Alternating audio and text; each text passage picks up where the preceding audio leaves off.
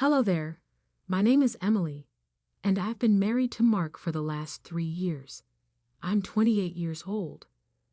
We reside in a modest house in a middle-class area and are expecting our first kid.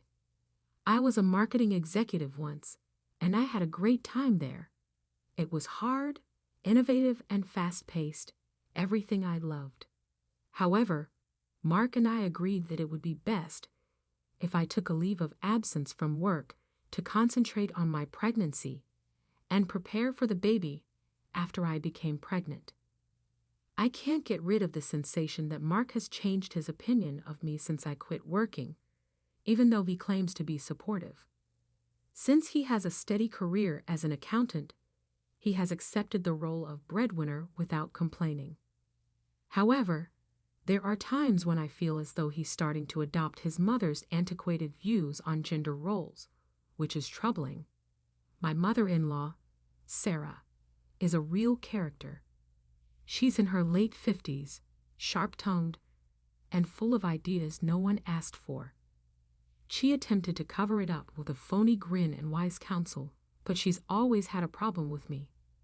Sarah has a strong belief that women ought to be obedient to their husbands and submit to them, which is ridiculous. However, Mark was brought up to think that his mother is always correct.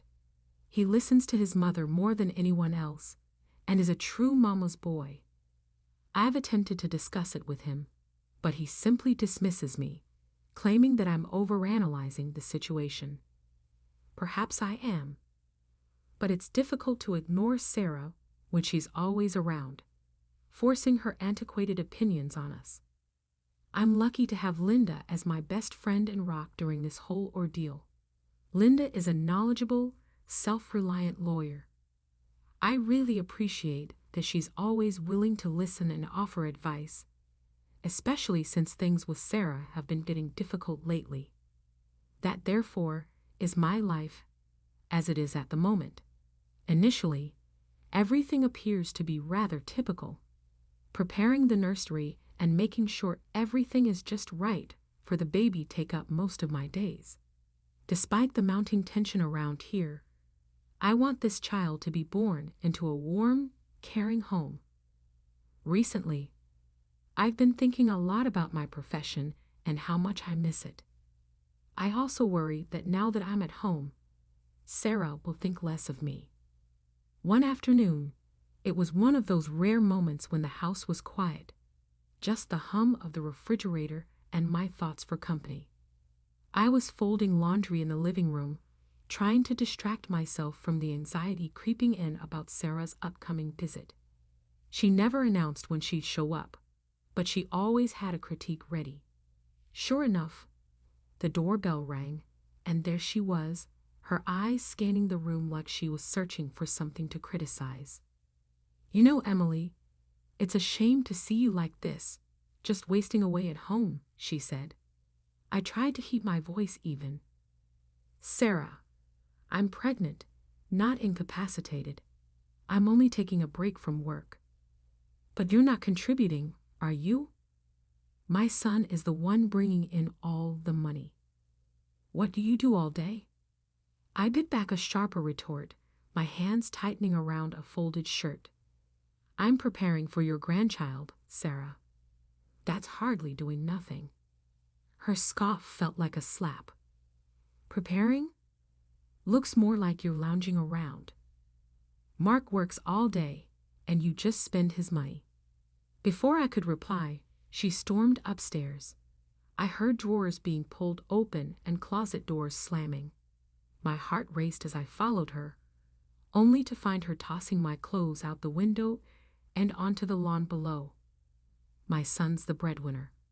"You're useless," she yelled, throwing out another handful of my belongings. I stood there, speechless and shaking, as she stormed past me, her mission complete. The door slammed shut behind her, leaving a ringing silence. Mark came home to find my clothes scattered across the grass. I was still trying to process everything, struggling to find the words to explain. When he walked up, his face drawn into a frown. Emily, why is all your stuff outside? He asked. Your mother, I managed to say, my voice choked. Mark sighed, the sound deep and weary. Look, Emily, Mom can be a bit much, but you have to admit, you've been home a lot. Maybe try to see things from her perspective. Mark said. The hurt his words caused was like nothing I felt before. From her perspective, Mark. She threw my clothes outside. How is that acceptable? He was already shaking his head, ready to dismiss the gravity of it all. She's stressed too. We need to be understanding. Understanding.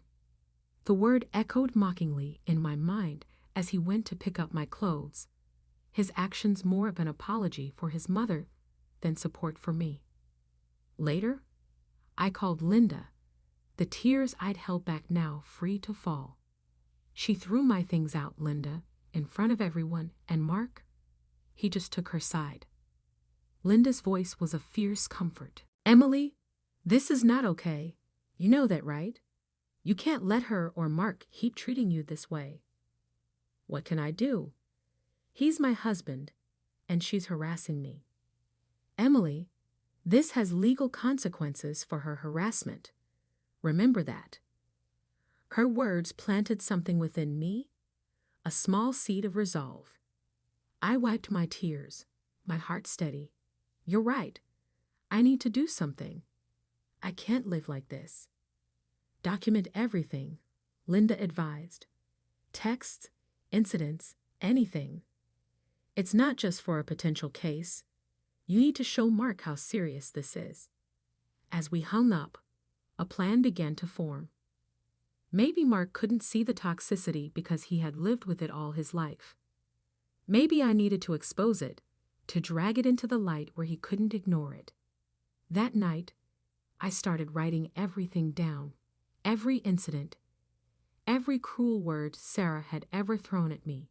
It was time for a change, and I was going to be the one to make it happen.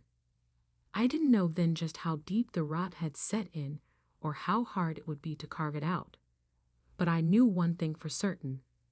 I was done being the victim. Things got worse before they got any better. The whispers started small, just quiet murmurs I'd catch as I passed by the neighbors chatting in their yards. But soon, those murmurs grew into full-blown rumors, the kind that make you feel like the walls are closing in. You know, I heard from Sarah that Emily's just after Mark's money. She quit her job as soon as she got him to marry her. It's pretty clear she's just a gold digger. Hearing those words flung around so casually about me hurt more than I'd expected. But I wasn't about to let Sarah's poison spread without a fight. I knew I had to act. I needed concrete evidence that could put an end to all this. So I called Linda, and we hashed a plan. I'm going to invite Sarah over for tea. Think I can get her to show her true colors. Record everything. Linda's voice crackled over the phone. All business. We need her to admit her motives. So that's what I did. I set up my phone to record audio and invited Sarah over under the guise of clearing the air. When she arrived, her smile was all teeth and no warmth. I led her into the living room, where the tea was already laid out, and discreetly hit record on my phone. Sarah, I really want to understand why you've been so upset with me. She took a sip of her tea, eyeing me like a cat does a cornered mouse. Emily, it's simple. I think you're not right for my son.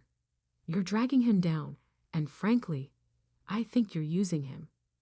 The casual venom in her voice made my stomach turn, but I needed more.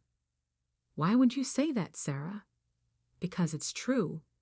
I want what's best for Mark, and that's not you. I've been trying to show him the truth, hoping you just leave on your own.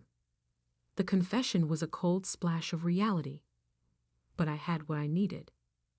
That night, I played the recording for Mark, my heart hammering in my chest. His face paled as his mother's words filled the room. But instead of the support I craved, his next words splintered any trust left between us. "Emily, why would you do this? It's like you're trying to manipulate me against my own mother." His accusation was a knife twist I hadn't anticipated. "Mark, she admitted to trying to break us up. How can you not see what's happening?" He shook his head, lost in his denial. "I need some air," he muttered, leaving me alone with the shards of our fractured marriage. It was clear then he would never stand with me. Not really. With a heavy heart, I called Linda back. "It's time. I want to file for harassment against Sarah, and I think I need to file for separation from Mark." "Are you sure?" Her voice was soft, tinged with sadness for me. "Yes, it's the only way I can think of to save myself." As I hung up, the weight of my decision settled over me. I was about to change everything, but as I looked around the quiet house, I realized it was already far from the home I had hoped to build. A month later, the courtroom was silent, save for the soft shuffling of papers and the low murmurs of those present. Sitting next to Linda, I felt a mix of nerves and resolve as I watched Sarah across the room, her face set in a stubborn mask. Today, everything would come to light, and I clung to the hope that justice would see me through. "Miss Johnson, you may present your evidence." The judge's steady voice echoed slightly in the high-ceilinged room.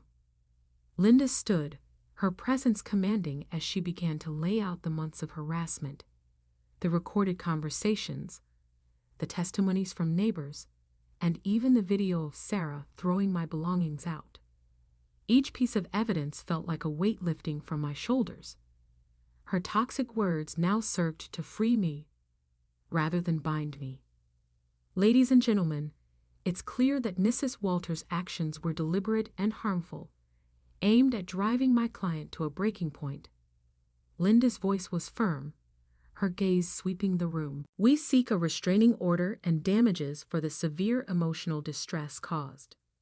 Sarah's lawyer attempted to paint her as a concerned mother worried about her son's well-being, but the evidence spoke louder than his words. When Sarah took the stand, her usual, calm confidence seemed to falter under the weight of her own admissions. "I just wanted what was best for Mark." Her voice cracked slightly, but I could barely muster sympathy. She glanced at me, a mix of defiance and something else, fear, perhaps. The judge took less time than I expected to make a decision. "The court grants Miss Johnson a restraining order against Mrs. Walters. Furthermore, Mrs. Walters will pay damages for emotional distress. This case is closed." The gavel's fall was like a symphony to my ears. As we left the courthouse, Linda squeezed my shoulder. "You did it, Emily." I could only nod, feeling the chapter of my life closing, a painful but necessary end. The aftermath was swift. Mark's stance, or lack thereof, during the trial didn't go unnoticed. Neighbors who had once been friendly grew cold towards him, and whispers followed him in the streets. He tried to reach out to me one evening, standing awkwardly at my new apartment door.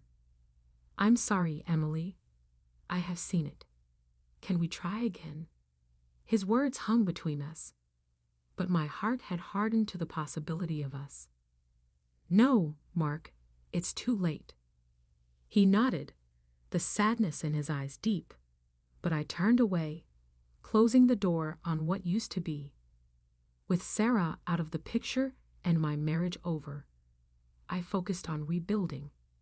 Linda was my rock, supporting me through the last months of my pregnancy and the move to a new city.